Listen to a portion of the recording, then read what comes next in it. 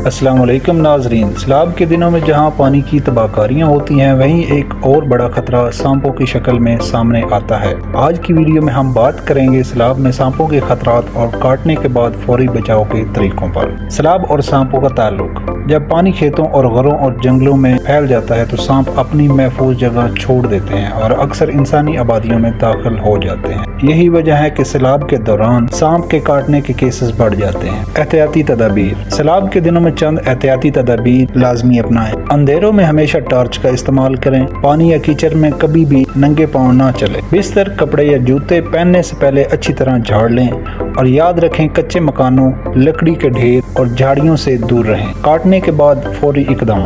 अगर किसी को सांप काट ले तो सबसे पहले मुतासरा शख्स को पुरसुकून रखें।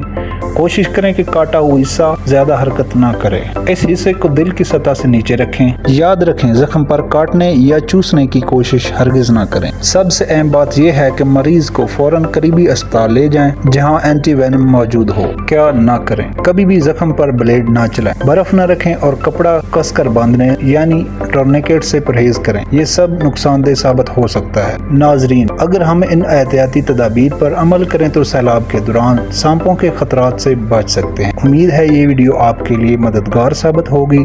अगर मालूमात पसंद आए तो वीडियो को लाइक और चैनल को सब्सक्राइब करना ना भूलें। बहुत शुक्रिया। अल्लाह हाफ़िज़।